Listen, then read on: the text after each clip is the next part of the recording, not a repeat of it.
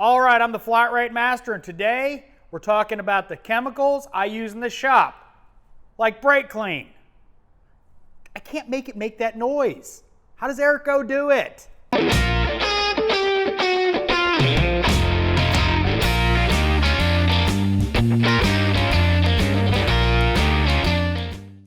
All right, so we're talking chemicals.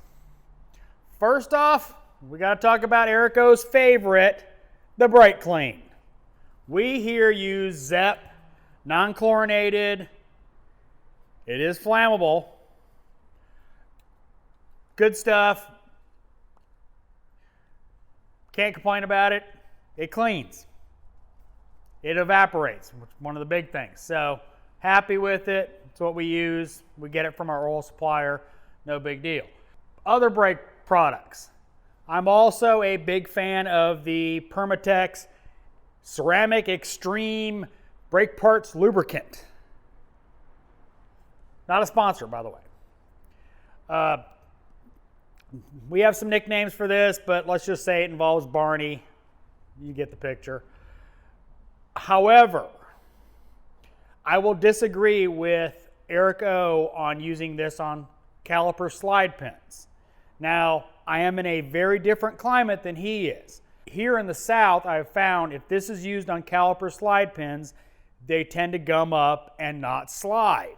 Hence why we stock Slide Glide silicone paste. This is what we use on slide caliper pins. No issue with it gumming up, seizing. I have had technicians here who have used the purple stuff on caliper slides and they've come back stuck. So that's why we use the Slide Glide. All right, next thing we use, I personally use a lot of it, liquid wrench, silicone spray. I use this to lubricate O-rings, like for instance, the coolant quick connects that have the little clip that retain them. I lubricate these O-rings with that before I click it on, so it goes on real easy. Now also, quick tip on those kind of connectors, trying to get them off without damaging usually plastic radiator or whatever, I pull the clip out with the straw, I will spray into that groove and then reach down there and twist the coupler, and then it usually pops off. Without lubricant, they can be a bear to get off. So also doing the turn back calipers, it's my habit before I start turning them back is I lift up the boot a little bit and spray silicone spray in there. That way you don't have to worry about them binding up and twisting and you having to go back and pop it loose. You lubricate them, it slides right back in, and then when you're done, a little bit of brake clean. All right, next one up is one of my favorite products for cleaning throttle bodies. Now you guys know throttle bodies can gum up pretty bad. AC Delco Top Engine Cleaner. Part number is 10-3007. AC Delco part number is 1052626. It is a foaming throttle body cleaner and top engine cleaner. We also use it for doing power steering flushes when we got a really nasty reservoir. We'll pull the reservoir out, cap the ends, fill it up with top engine cleaner, shake the snot out of it, and you'd be surprised how much gunk this will get off. Plastic safe too, by the way. Love this. You can buy it on Amazon. We use a ton of it for cleaning throttle bodies and power steering reservoirs. All right, the next one, I know I'm gonna get some, comments for. We don't deal with a lot of rust here, but we do deal with it sometimes. Our go-to Panther P, as Erico calls it, is PB Blaster. It works, does well for us. We keep it in stock. On the Erico note,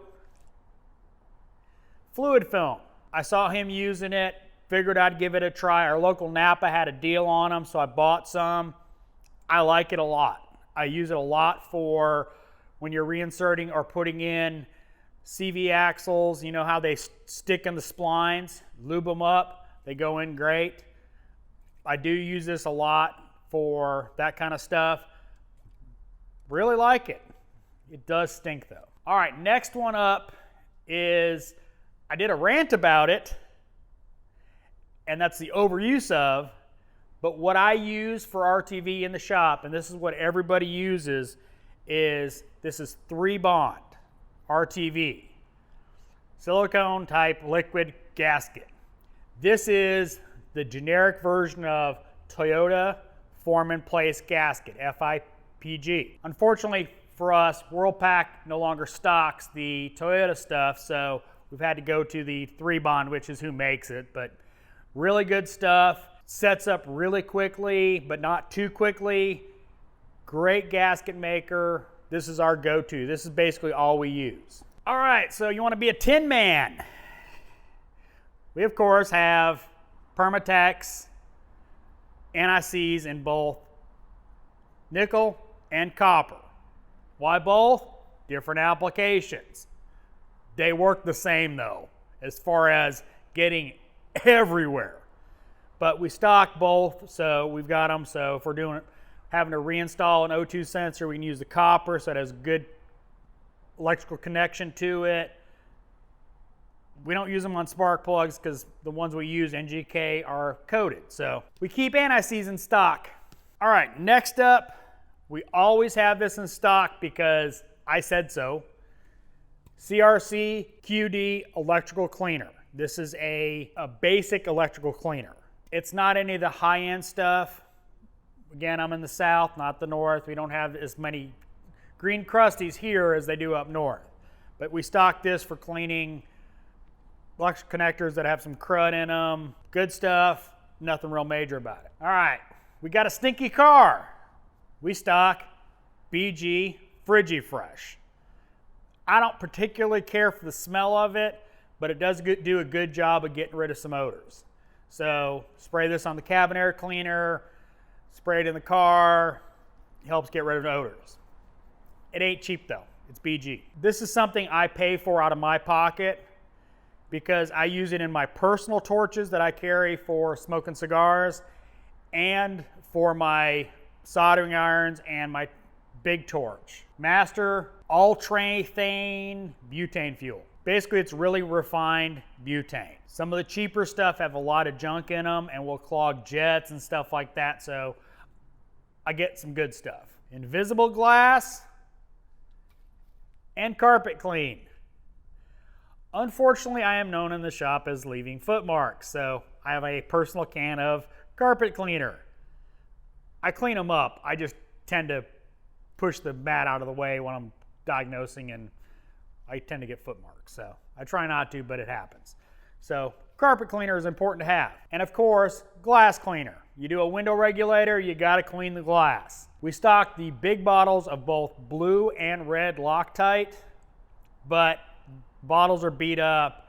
They're not that pretty. I didn't want to dig them out of my cart, so I don't have one to hold up, but we stock those as well. Everybody has the big tube of Loctites to make sure when we're using a critical fastener, it can be Loctited in and everything's good.